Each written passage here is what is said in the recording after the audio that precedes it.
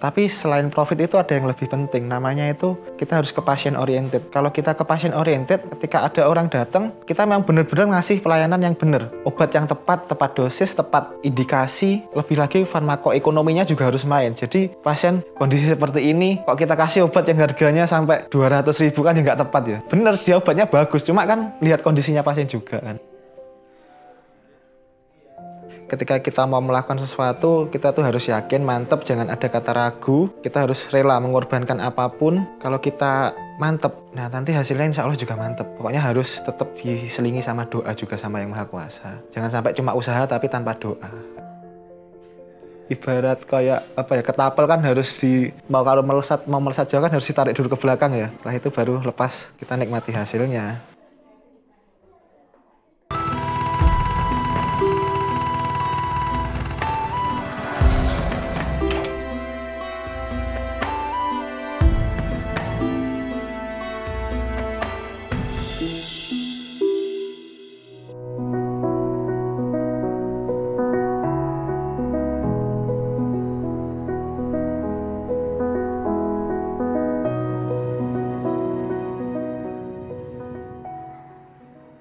Perkenalkan, nama saya Nurma Dinsar Pratama, biasa dipanggil Dinsar. Tapi kalau di rumah dipanggil Didin biasanya. Untuk pekerjaan, saya seorang apoteker, dinas di UPT, Puskesmas Pagerwojo. Selain itu juga punya usaha apotek, namanya Apotek Tirta Farma di Pelosok Kandang, Kedungwaru, samping kampus UIN, Tulungagung ya. Sekarang usia 29, background sejak S1 ngambil farmasi, lanjut profesi apoteker. Dulu awalnya memang targetnya ke kedokteran, terus kok kayaknya nggak jodoh sama kedokteran. Akhirnya coba peruntungan di farmasi, jodohnya di farmasi ternyata. Ya udah sampai sekarang masih jodoh. Alhamdulillah dapat rezeki juga dari farmasi, dari apotekernya ini. Dulu setelah lulus itu masih ikut kerja di apotek, tapi apoteknya orang.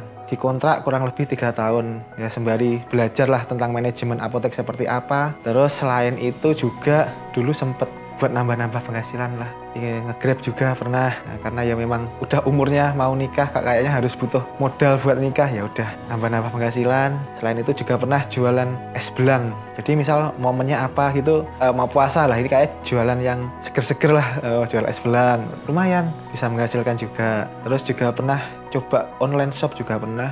Jualan tasbih dibantu sama istri, itu juga alhamdulillah jalan juga, tapi lama-lama ya momennya memang pas hilang. Jadi jualan tuh sebenarnya menurutku memang karena momen sih. Momennya apa yang pas, misal momen hujan, musim hujan ya yang laku nanti ya jas hujan kayak gitu. Itu yang di online shop sih, yang di online shop kayak gitu.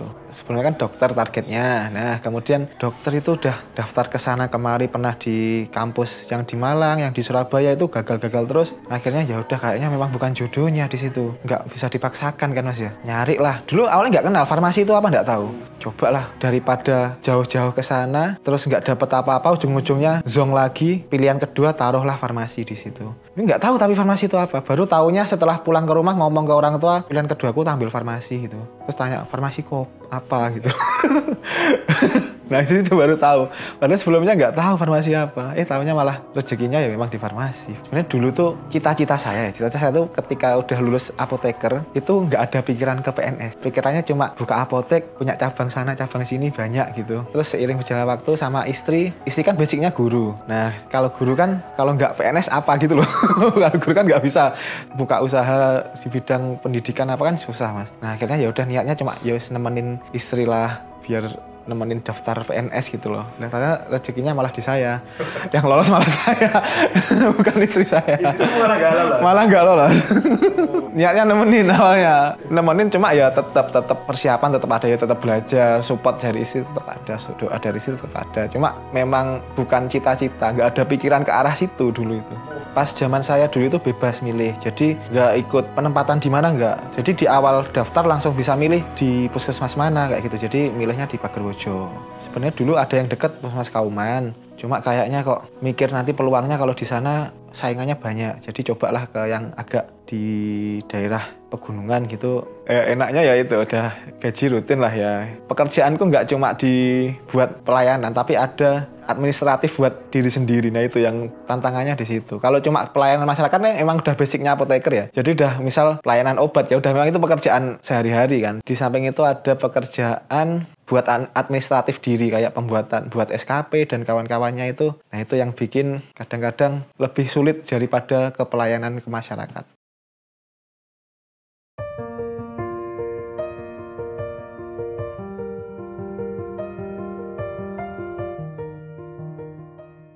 Terus dari awal cita-cita buka apotek, ya udah kita wujudkan cita-cita berikutnya. Impian seorang apoteker tuh punya apotek sendiri. Bidan ya juga punya tempat pribadi kayak gini kan. Kalau apoteker ya tempat prakteknya ya apotek itu. Nah, jadi memang semua apoteker ya itu pasti punya cita-cita punya apotek sendiri. Modal bikin apotek itu, kalau saya kan itu daerah kampus itu ya setahunnya kan 20. Terus kalau untuk modal yang untuk ngisi itu berapa ya? Etalase paling kalau isinya nggak nyampe 100 sih, 70 ke 80 segitu. Ada sistemnya, ada yang cash, ada yang konsi. Bahkan enaknya apotek itu kita jual obat tuh bayarnya bulan depan. Jadi kayak dimodalin, jadi ditempo. Nah, nggak langsung cash. Enaknya gitu. Enak lagi ada yang titip. Nah, itu lebih enak. Jadi sistemnya konsinasi. Nah, kayak gitu. Untuk profit ya tetap tergantung tergantung lokasi, kelengkapan, kebersihan, pelayanan. Menurutku itu sih Mas yang urgent itu. Untuk apotek itu memang tujuannya bikin itu yang simple, yang bisa deket sama pelanggan, pembeli ya. Bisa deket sama pembeli, jadi pembeli itu kayak datang ke apotek tuh nggak takut sama salah harga, nggak takut, tapi lebih ke nyaman sih. Karena orang yang datang ke apotek itu pasti orang yang sakit ya. Beliin obat buat orang yang sakit. Nah, jadi aura orang yang datang itu pasti biasanya aura yang negatif ya. Soalnya orangnya sakit. Sebisa mungkin ke pelayanan itu memang harus auranya yang positif. Jadi ketika ada orang datang disambut senyum. Kadang tuh orang nggak mikir harga juga. Yang penting ke pelayanan juga. Dan harganya murah, pelayanannya jelek juga nggak mau balik lagi. Mas, yang paling banyak dicari itu obat sakit apa Mas? Nah, ini juga tergantung musimnya. Musim hujan, obat batuk, pilek, panas itu paling banyak dicari. Dulu zaman COVID ya obat COVID dicari. Kalau yang pasti itu obat sakit gigi, kayak gitu-gitu pasti. Sakit gigi, terus kejulino itu obat sepanjang hayat, nggak kenal ini. Kan banyak pilihan kita kalau sakit kemana arahnya, banyak pilihannya. Salah satunya ya ke apotek langsung bisa. Ya memang itu kan salah satu pelayanan namanya itu swamedikasi. Swamedikasi itu pelayanan yang mana pembeli itu datang dengan keluhan, datang sendiri gitu. Nah, nanti kita kasih obatnya apa kayak gitu. Itu nggak apa-apa, yang penting nggak ke obat yang keras. Itu kan ada 3 obat bebas terbatas sama obat keras. Nah, kita kasih obat yang bebas sama bebas terbatas nggak apa-apa. Jadi nggak perlu resep sama dokter. Dan kebanyakan memang karyawan di saya itu memang kualifikasinya tuh anak-anak SMK farmasi. Jadi memang basicnya udah tahu tentang obat.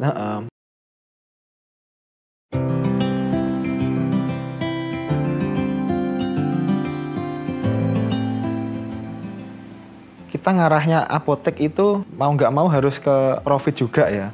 Tapi selain profit itu ada yang lebih penting, namanya itu kita harus ke pasien oriented, jangan money oriented. Kalau kita ke pasien oriented, ketika ada orang datang, kita memang benar-benar ngasih pelayanan yang benar. Obat yang tepat dosis, tepat indikasi, lebih lagi farmakoekonominya juga harus main. Jadi pasien lihat kadang kan datang dengan kondisi seperti ini, kok kita kasih obat yang harganya sampai 200.000 kan ya nggak tepat ya. Bener, dia obatnya bagus, cuma kan lihat kondisinya pasien juga kan. Jadi kita harus bisa baca juga kondisinya pasien kayak gitu. Jadi jangan melulu money oriented. Kalau kita ke money oriented memang yang penting obatku keluar, gimana caranya keluar kayak gitu. Enggak, kita tetap mengedepankan namanya pasien oriented nomor 1. Nah, ke depan ya tetap pengen mengepakkan sayap lah. Tapi sebenarnya gini Mas, saya punya pikiran tuh pengen membuka usaha juga, tapi di luar bidang saya, di luar bidang obat. Karena apa? Pagi itu yang tak lihat di puskesmas itu obat, sore segini, malam obat lagi. Kadang-kadang juga, aduh kok obat terus ya. Cobalah sekali apa ya, misal kayak kok pengen martabak atau apa kuliner atau apa kayak biar ada refreshingnya kayak gitu. Pengen coba lah nyari apa ya, tantangan lah di yang lainnya. Sebenarnya nggak hampir semua sih. Menurutku memang kalau bisnis itu pertama harus niat sih Mas. Kita memantapkan hati, niat sepenuh hati kita pengen melakukan ini. Jangan sampai ada ragu-ragu. Misal kalau kita ragu mending nggak usah, kita mundur. Karena apa? Kalau sesuatu yang diawali dari ragu-ragu nanti hasilnya juga akan ragu-ragu.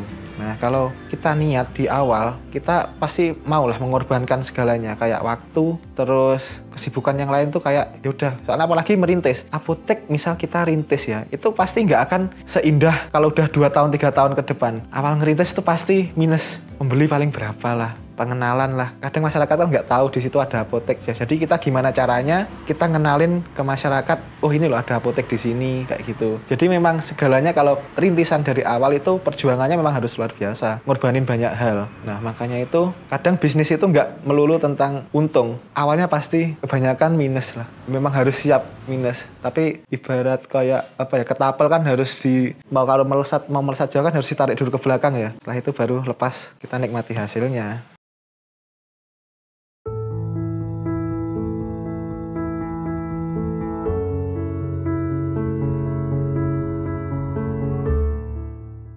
Di awal ya, memang di awal yang tak ceritain pertama tadi nggak keterima kedokteran itu sebenarnya juga sedih mas, sebenarnya mas. Sempat nangis nggak keterima kedokteran, tapi ya udah nggak apa-apa itu dulu. Terus selain itu masa kelam, paling kelam itu sebenarnya ini kan saya sudah punya 1 anak nih. Sebelumnya tuh sudah pernah juga istriku itu hamil sempat 2 kali. Hamil yang pertama itu umur 2 bulan, 2 bulan itu keguguran. Nah kemudian hamil kedua itu juga pernah dulu, usia kandungannya 8 bulan mas. Ternyata bayinya meninggal dalam kandungan. Nah itu yang masa-masa paling menyakitkan, berat lah. Itu sempat ngedrop, sempat hancur lah pokoknya. Tiap hari mau tidur itu nangis di sini, nangis berdua sama istri. Siangnya kayak senyum palsu, tapi pernikahan kan yang ditunggu-tunggu anak mas ya. Itu yang paling berat sih. Cara bangkitnya ya itu mas, tetap ke kegiatan yang positif lah. Saling menguatkan sama istri juga, ya berdoa sama yang kuasa, sama Allah. Ya harus tetap maju lah mas. Tambah kesibukan aja lah. Kadang-kadang kan kita juga lupa kan, pas bukan ada kesibukan apa, kita lupa sama sedihnya kita, biasanya kan kayak gitu. Ya tapi walaupun nanti ingat lagi, tapi kan yang jelas kita lama-lama juga terbiasa kan. Fasenya mungkin nanti berubah. Jadi fase yang sering mengingat-ingat, kemudian fase terbiasa, akhirnya fase bangkit. Nah, kayak gitu. Iya ada fasenya lah menurutku sih. Nggak melulu galau terus. Orang tua ini salah satu inspirator saya. Karena apa ya, dulu memang zaman dulu mas ya, orang tua kan juga bukan dari keluarga yang ini kan ya. Nah cuma ya alhamdulillah hasil kerja keras beliau berdua bisa sampai nyekolahin saya sampai sekarang ini jadi seperti ini ya, karena orang tua memang. Doa orang tua juga, usaha orang tua juga. Yang saya pelajari dari kedua orang tua saya, kerja kerasnya juga sih. Terus cara mendidik juga, itu juga saya terapkan ke anak saya yang cocok buat zaman sekarang ya tetap saya ambil. Bahkan jasanya sampai sekarang pun masih tetap terasa. Ya kadang kan saya kayak gini ya mas. Misal contoh ketika ada masalah kayak gitu ya, tempat enak buat curhat itu memang ke orang tua sih. Tetap ngasih solusinya tuh masuk akal gitu loh, kayak gitu. Nah sesuai itulah jasanya paling enak.